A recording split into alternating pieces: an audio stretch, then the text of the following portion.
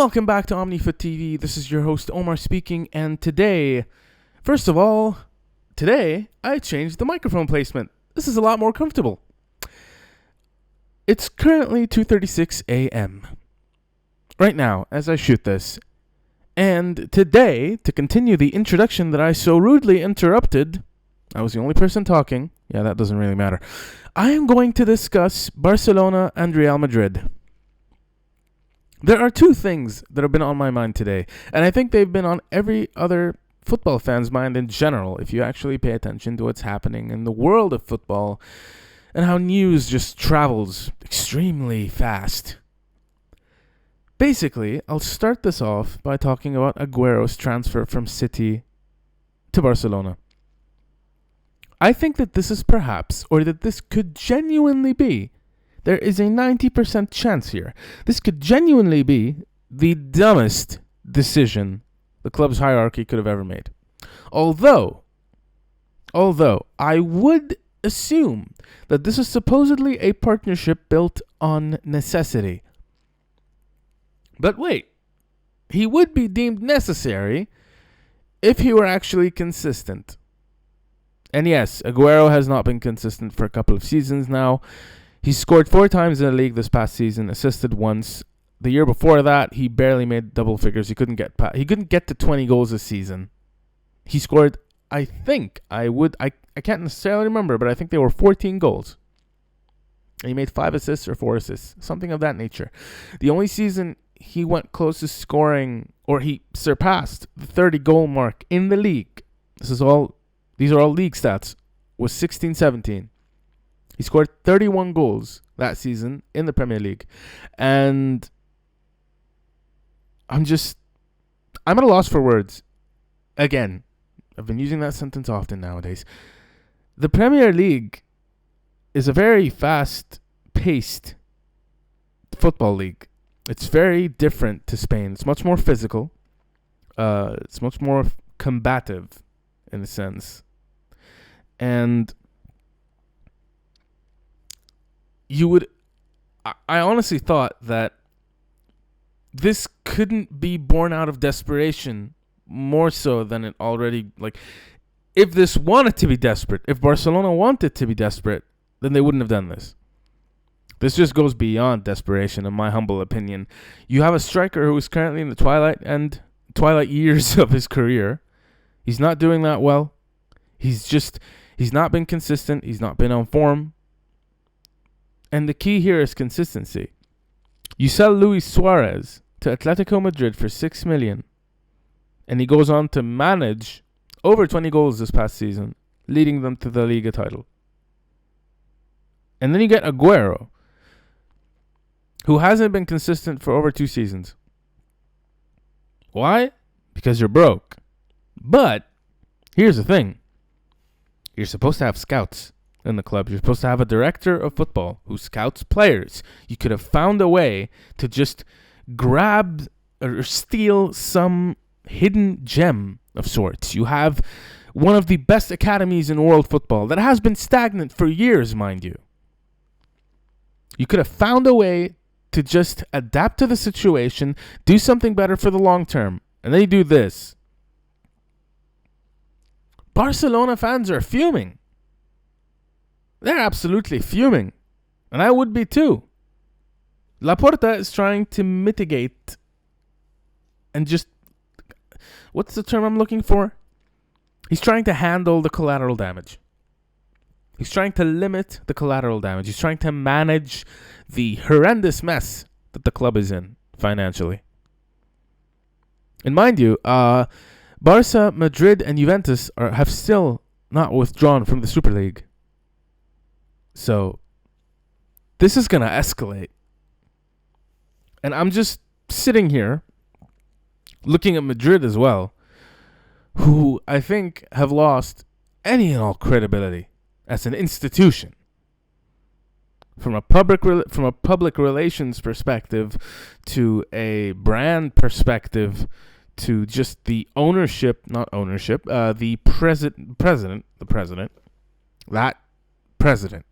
that man, Florentino Perez. fans are really pissed off at the guy. They just want him out. I'm being colloquial, but they are really angry at the man. I think the whole world is angry with him, in terms of football, obviously. That Super League scare was one of the worst situations. I think it was the most stressful situations I've ever had to endure as a football fan. In 48 hours, the world of football was flipped over its head because of that. Man, holding my tongue is not easy. Zidane came out this morning and completely thrashed Madrid. And he talked a lot about how the administration were just playing mind games with him, messing with the team. All of these statements that would basically come out from multiple news outlets about him possibly being fired the next day ahead of an important game, and then disruption would basically take place with the squad. They didn't support him. This is an administration that did not support its manager. And you have to feel for the guy. For him to go to the extent where he publicly slates the club, that must mean that things are much worse than we even expected. I've just reached a point where I'm wondering what's going on with Spain. I'm wondering what's going on with Madrid and Barca. This isn't the kind of place you'd expect those two clubs to be in. As administrations, as institutions, as clubs, as businesses as well. Jeez. And I wonder, I seriously wonder how Chelsea aren't in debt. I'm just putting that out there. This has nothing to do with my bias. I am amazed that we aren't in debt, despite all of the good that Abramovich actually did throughout the pandemic. And I wonder what could have been done at either club to stop the money that was just... stop the money from being lost. And you look at the Super League incident and wonder, wow, was this really the only logical option that these men had in mind? Was it the only plausible option they had in mind to cover their asses, their debts? Excuse me. Don't want to get demonetized before I actually get monetized. This is just great. This is great. You know, I've talked a lot about the whole institutionalization of football, but running a football club properly, business-wise, is not that hard. That must be a strong statement, but I just don't think it's that difficult to actually care about the collective, not just about your own pockets.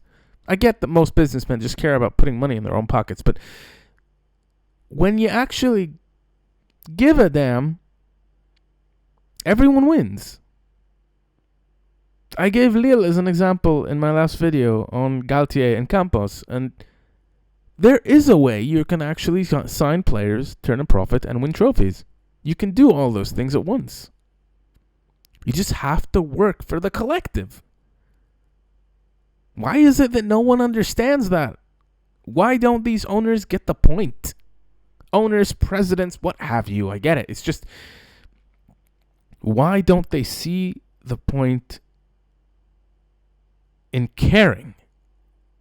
I get that that is probably the most naive statement I could have ever chosen to make, but if not for themselves, then for everyone else at the club, you know? Or if even for themselves. I don't know what the most selfish reason you could possibly think of for caring or acting to care or doing what you should do if you actually cared. But, you know, you could actually end up being endeared. Even if you don't care, that's got to be nice, right? I'm getting a little too psychological, but it's just annoying. I'm trying to actually think about a plausible explanation. And I'm having a conversation with myself. You have two people, Laporte and Perez, at arguably the most prestigious clubs in world football, currently, the biggest brands in world football.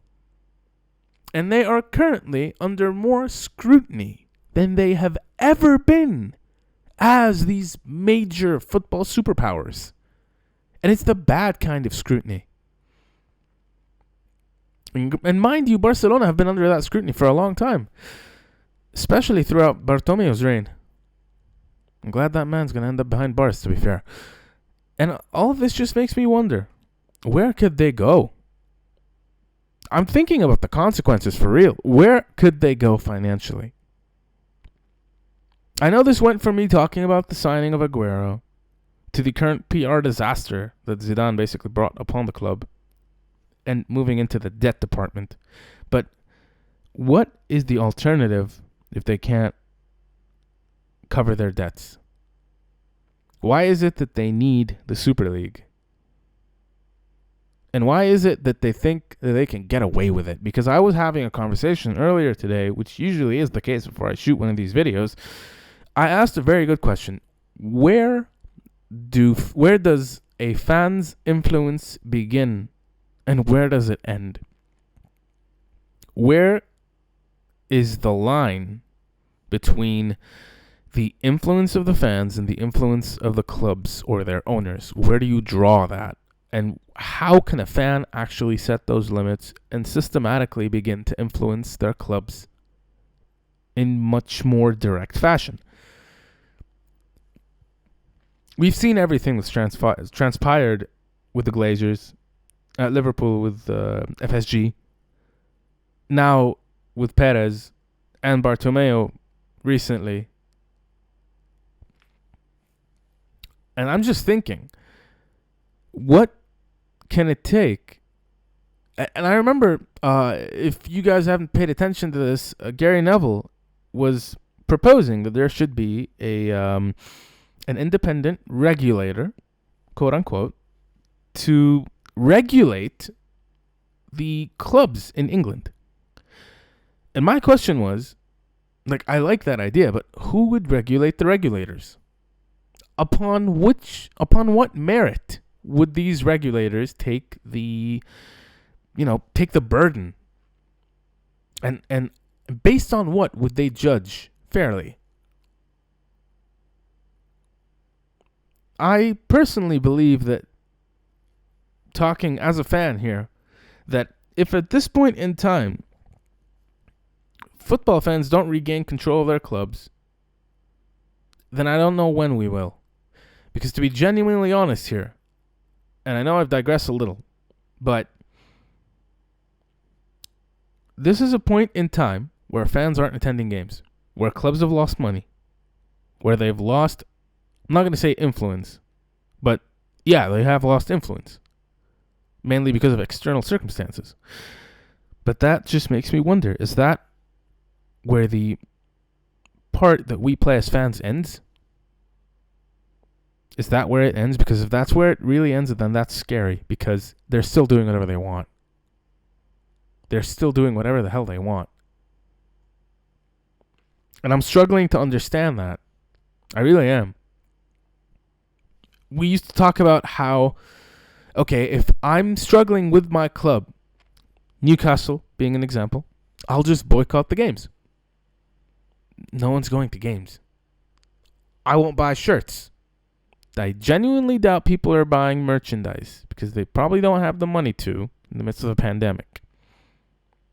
So basically, this makes me wonder, as this is happening right now, what are we as fans to do beyond cutting the cash flow to the club that'll wake these people up? I think that there should be an actual plan put together by people outside of the football industry, of the football political realm, of the football governing bodies, because I don't trust any of these presidents. I don't trust any of these owners. I don't trust most of the people who just sit in their ivory towers at UEFA, CAF, FIFA, and just do whatever they want without repercussions, without circumstances. I think we've seen enough to know that they legitimately couldn't care less about anything other than their pockets. And the best example I can give you, Super League incident meet Qatar 2022 World Cup bid. There is no better example. Workers have been dying in Qatar. They've had their passports stripped. They've been isolated in their countries. In this country that is not theirs. The stadiums aren't even done yet. More people have died to build these stadiums and put them together than any have while putting together a World Cup, as far as I know now. And that's staggering. A breach of human rights doesn't wake these people up. The fact that teams are getting together, not teams, their owners, who were just as bad, to form a super league to cover their debts, was the only thing that spun them to action. This just makes you wonder, who the hell am I supposed to trust as a fan? And I'm starting to think that fans should be as organized as these people are, if we're going to get anywhere. Now, I'm going to end this video right here. Don't want to digress any further. I think I've made my point clear. I've covered a good number of points. And I just want to thank you all for tuning in once again. If you like this video, like, comment, and subscribe. Just let me know what you think. Check out the rest of our videos on this channel. We're going to be doing a lot of really interesting things in the upcoming couple of months. The Euro is in 11 or 10 days now. Yep. It's been 5 years. 5 years waiting for an international tournament. I don't think we've ever waited that long. And with that, I'll let you all know that the links to our social media accounts are in the description below if you don't follow us on one or the other. I basically post previews to our YouTube videos via Instagram, and we cover all things football. News, we write articles. We just do our best to cover literally everything. So yeah, that's all there is to this video. It's kind of awkward at the moment.